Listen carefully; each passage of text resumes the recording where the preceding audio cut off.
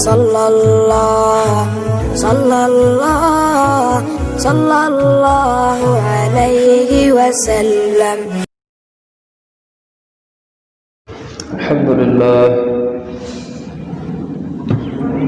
الحمد لله الذي رفع السماء بقدرته ودحى الأرض بمشيئته وخلق الخلائق بإرادته. الحمد لله الذي كتب الآثار ونسخ الآجال. القلوب له مفضية والسر عنده علانية. الحلال ما أحل والحرام ما حرم والدين ما شرع والأمر ما قضى. الخلق خلقه والعبد عبده وهو الله الرؤوف الرحيم.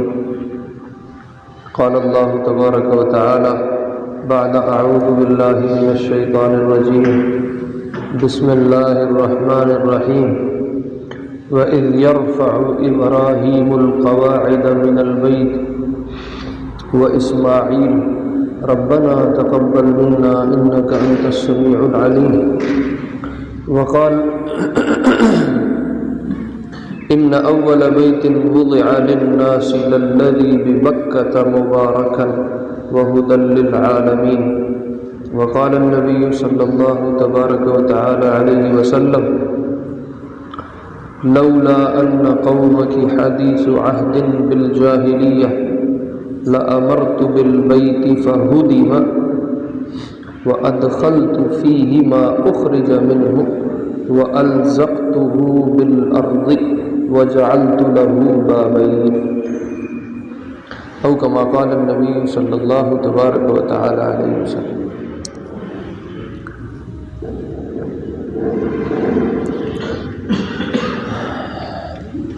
کعبۃ اللہ جو اللہ رب العزت کا گھر ہے،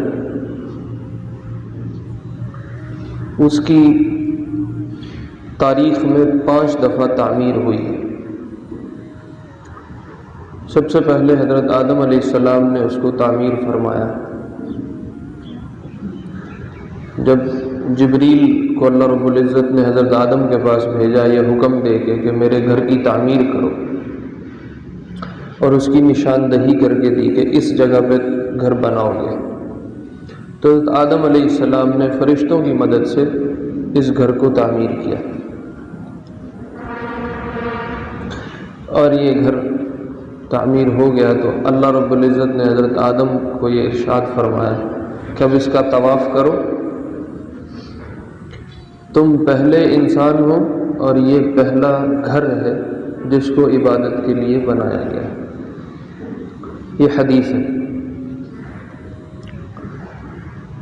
پھر جب نوح علیہ السلام کی قوم پہ عذاب آیا، طوفان آیا، اس زمانے میں اور اس طوفان میں یہ سارا نقشہ ختم ہو گیا اور کعبہ اپنی بنیادوں تک بالکل ملیا میٹ ہو گیا اور اس کے نشانات بھی ختم ہو گئے.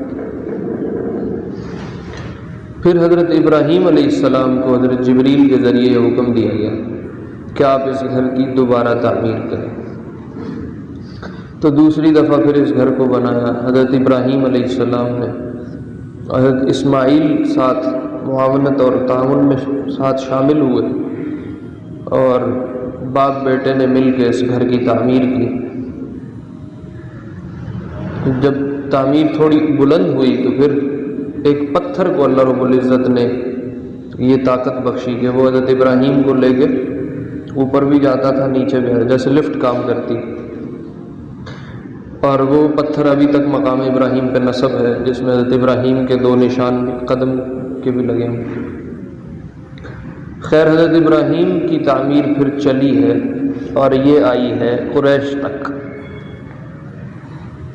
جب حضور علیہ السلام کی عمر ہوئی ہے 35 سال، تو اس وقت مکے میں بارشیں ہوئیں اور عادت سے ہٹ کے بہت زیادہ ہوئیں. اتنی زیادہ ہوئیں کہ پانی نے سیلاب کی شکل اختیار کر لی. تو جو کعبہ تھا ابراہیم علیہ السلام کی تعمیر والا، اس کی چھت نہیں تھی، بغیر چھتوں کے تھا، اور 9 گز یا 9 ہاتھ اس کی اونچائی تھی، زیادہ اونچا بھی نہیں تھا۔ اب جب یہ بارش کا پانی زیادہ ہوا تو وہ سارا پانی کعبے پہ بھی چڑھ گیا، اور کعبہ جو ہے وہ اپنی بنیادوں میں زمانہ گزرنے کی وجہ سے کچھ کمزور ہو چکا تھا۔ اس سیلاب سے پہلے ایک اور واقعہ یہ ہوا کہ ایک عورت کعبے کو دھونی دے رہی، خوشبو کی دھونی دیتے دیتے دیتے پردوں کو آگ لگ گئی، وہ پردوں سے آگ چھڑی تو وہ کعبے کے تعمیر میں جتنی کو لکڑی بیچ میں استعمال ہوئی تھی کہیں کہیں، وہ ساری بھی بیچ میں جل کے ختم ہو گئی۔ اب وہ جو جتنی تعمیر تھی ٹوٹی پھوٹی وہ بہت زیادہ کمزور ہو گئی۔ اوپر جب یہ آیا بارش کا پانی، اس نے کمزور اور کر دیا، تو اب قریب تھا کہ گر جاتا اور خراب ہو جاتا۔ تو اب قریش نے مشورہ کیا کہ اس کی دوبارہ تعمیر کرنی چاہیے۔ کعبے کے اندر ایک کنواں تھا، وہ زمانوں سے چلتا آ رہا تھا۔ جتنے بھی تحفے تحائف اور ہدیے اور چڑھاوے کعبے کے لیے آتے تھے، خوشبوئیں آئیں، کپڑے آئے، برتن آئے سونے چاندی کے، اس طرح کی چیزیں کعبے کے لیے قومیں ادھر ادھر سے بھیجتی رہتی تھیں، تو وہ سارا جتنا خزانہ ہوتا تھا اس کو وہ اس کنویں میں ڈالتے رہتے تھے۔ بنو جرہم کے زمانے میں ایک دفعہ کسی آدمی نے اس خزانے کو چوری کرنے کی کوشش کی، تو وہ اسی کنویں کے اندر گر کے مر گیا، اس کی لاش کو انہوں نے نکال دیا۔ تو اللہ رب العزت نے وہاں اس کنویں کے اوپر حفاظت کے لیے، کعبے کے خزانے کی حفاظت کے لیے ایک سانپ مسلط کر دیا۔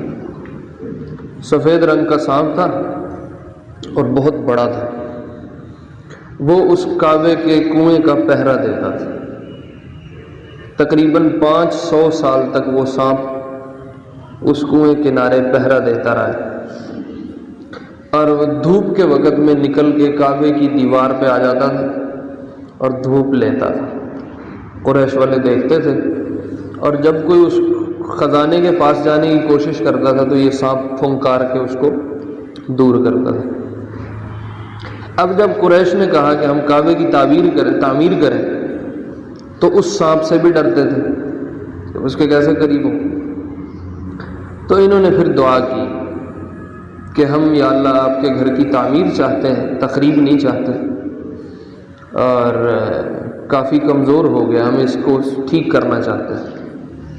تو اللہ رب العزت نے ایک پرندہ بھیجا جو اس سانپ کو اچک کے وہاں سے لے گیا۔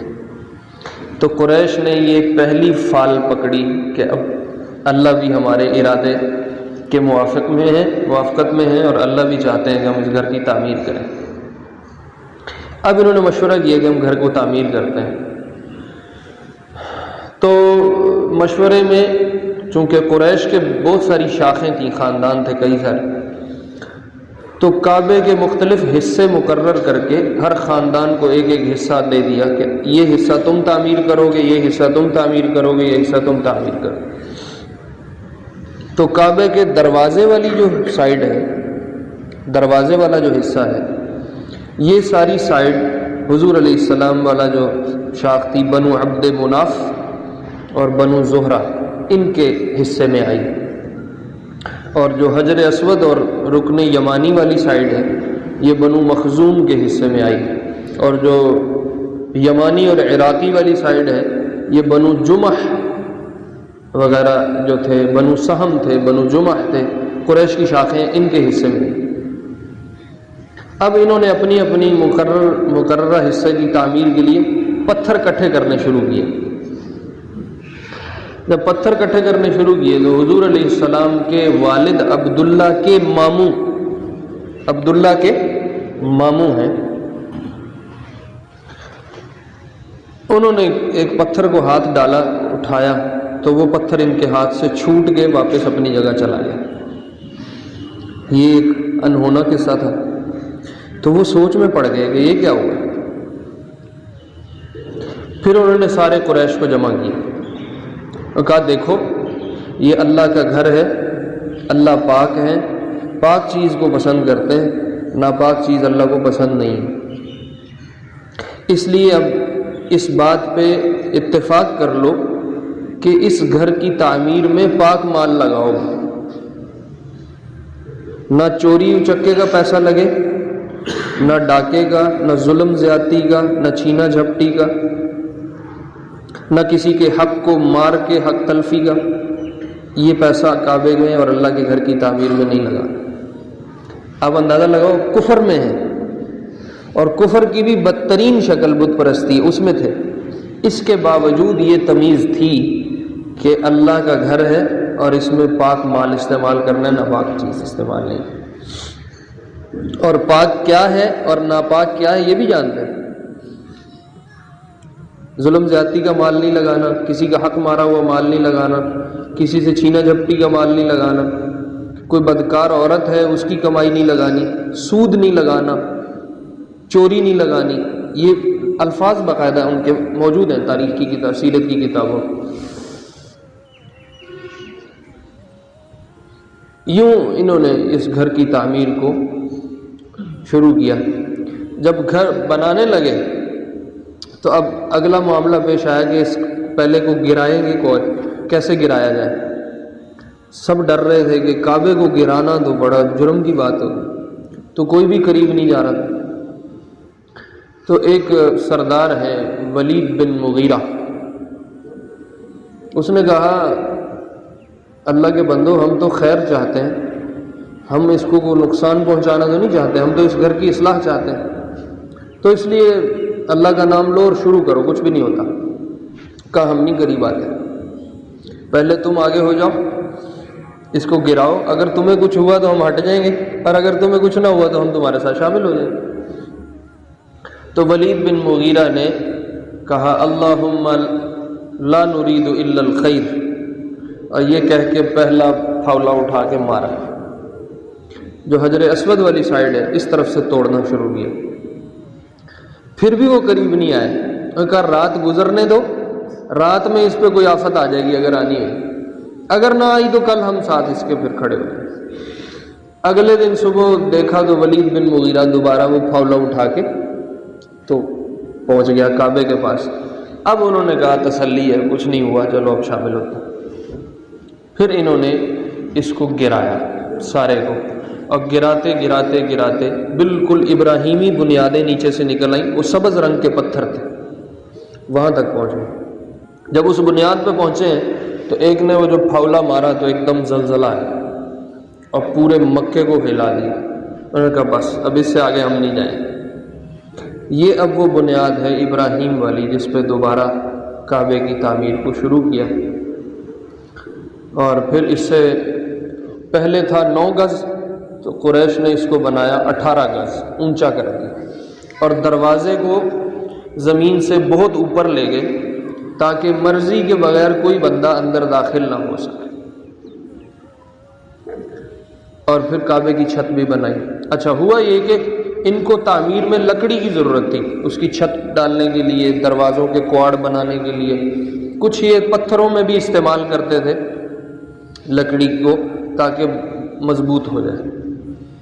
تو اللہ نے لکڑی کا بندوبست یوں کیا کہ مکے کے ساحل سے ایک جہاز آ کے ٹکرایا، طوفان آیا، کوئی جہاز جا رہا تھا، اس میں کیسر روم کا سامان تھا بہت سارا، تو اس طوفان کے زور پہ وہ آ کے جہاز ٹکرایا ساحل سے، تو وہاں ٹوٹ گیا۔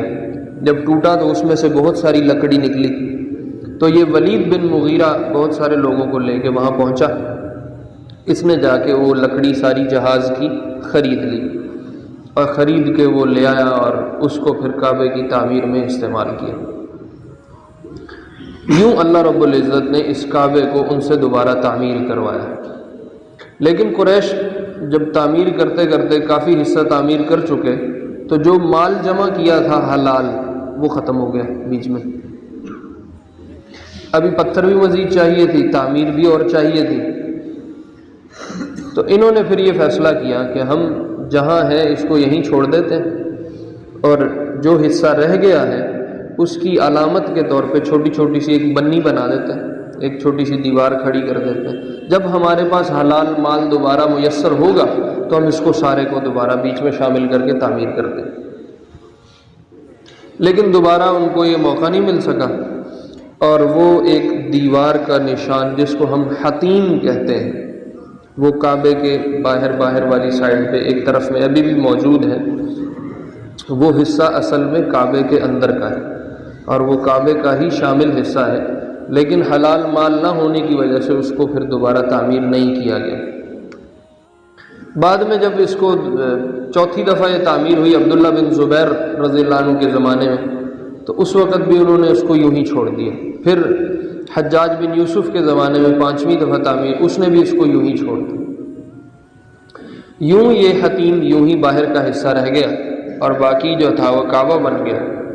آپ علیہ السلام نے حضرت عائشہ رضی اللہ عنہا سے ایک دفعہ فرمایا، آخری ایام تھے تو اس خواہش کا اظہار فرمایا کہ عائشہ، اگر مجھے تیری قوم کا اندیشہ نہ ہوتا کہ یہ فتنے میں پڑ جائیں گے اور کہیں یہ نہ کہنا شروع کر دیں کہ یہ اچھا نبی آیا ہے، اللہ کے گھر کوئی گرانا شروع کر دیا، اگر لوگوں کے فتنے میں پڑنے کا اندیشہ نہ ہو تو میں اس کعبے کو ایک دفعہ سارے کو گراؤں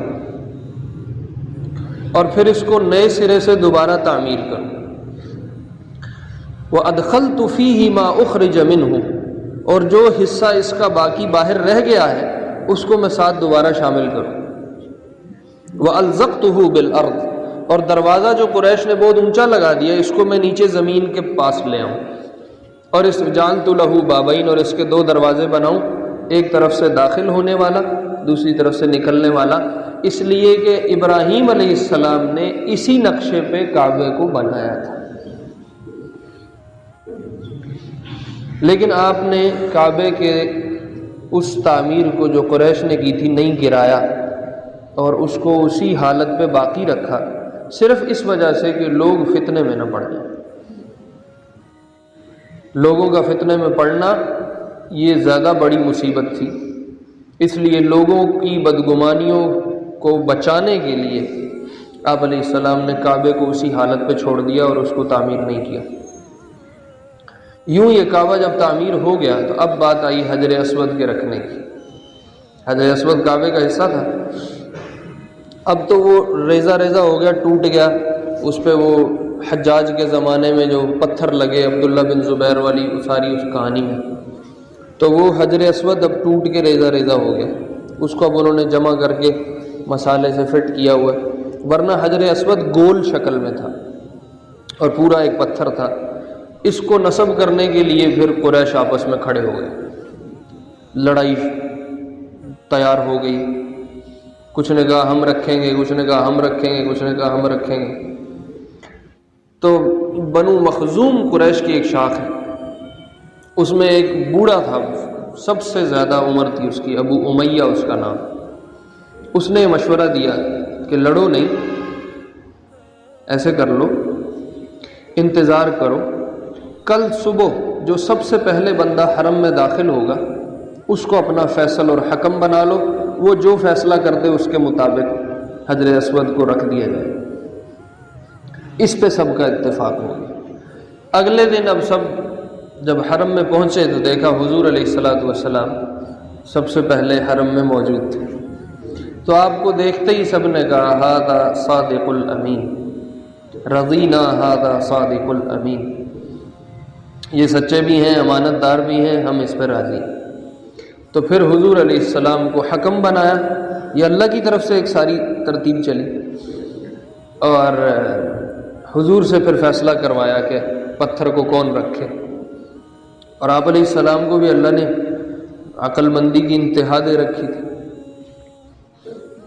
تو آپ علیہ السلام نے ایک چادر منگوائی اور اس حجر اسود کو اٹھا کے اس چادر میں رکھا، اور قریش کی ساری شاخوں کے بڑے بڑے جتنے سردار تھے ان کو کہا سارے ایک ایک طرف سے پکڑ لو، اور اس کو اٹھا کے وہ سب اس کی جگہ تک لے کے گئے۔ یوں سب کو حجر اسود کے رکھنے کا شرف حاصل ہو گیا۔ جب وہ جگہ پہ پہنچ گیا تو آپ نے اس کو اٹھا کے اس کی جگہ پہ نصب فرمایا، یوں حجر اسود کا جو وضع کرنا تھا، جو رکھنا تھا، وہ اللہ نے اپنے محبوب صلی اللہ علیہ وسلم کے ذریعے پورا فرمایا، اور آپ علیہ السلام کے اس فیصلے سے پورے قریش پہ دھاک بیٹھے کہ کیسا زبردست فیصلہ کیا اور کتنا عقل مندی سے کام لیا، سب کو لڑائی سے بھی بچا لیا اور سب کو شرف میں شامل بھی فرما لیا، اور سب کے ساتھ شامل ہو کے حجر اسود کو اس کی جگہ تک پہنچا دیا۔ یوں اللہ رب العزت نے حضور علیہ السلام کو واسطہ بنایا اور اپنے محبوب کے ذریعے حجر اسود کو اس کی جگہ پہ رکھوایا۔ اس کے بعد کچھ 4-5 سال کی بیچ میں ہے کہانی، پھر نبوت مل جائے گی، وحی پہلی آئے گی، اور وہ آگے ساری سلسلے کو ہم چلائیں گے انشاءاللہ۔ اللہ رب العزت حضور علیہ السلام کی زندگی سننے کی، سیکھنے کی، عمل کرنے کی توفیق عطا فرمائے۔ سنت نبی۔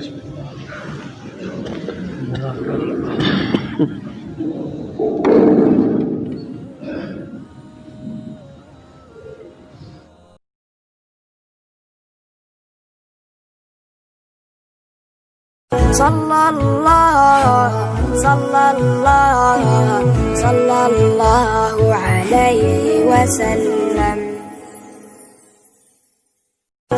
اللہ علیہ وسلم، صلی اللہ علیہ وسلم۔